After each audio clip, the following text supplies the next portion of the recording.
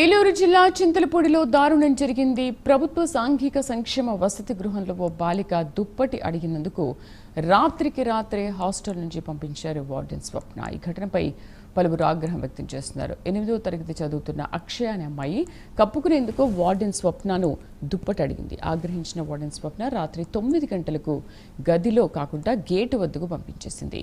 తల్లిదండ్రులు వచ్చే వరకు పాప గేటు వద్ద ఉండిపోయింది. పేరెంట్స్ వచ్చాక ఇంటికి తీసుకెళ్లారు. అంతేకాకుండా వాచ్మెన్గా పనిచేస్తున్న రాణి తనను బూతులు తిడుతూ జుట్టు పట్టుకుని కొట్టిందని అక్షయ ఆరోపించింది. ఘటనపై అక్షయ తల్లిదండ్రులు ఆగ్రహం వ్యక్తం చేశారు. అధికారులు వెంటనే వార్డెన్ స్వప్నపై చర్యలు తీసుకోవాలన్నారు.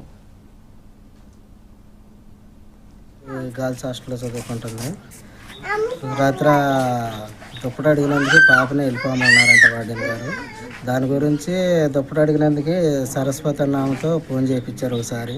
రెండోసారి రాణి అన్న ఆమెతో ఫోన్ చేయించారు.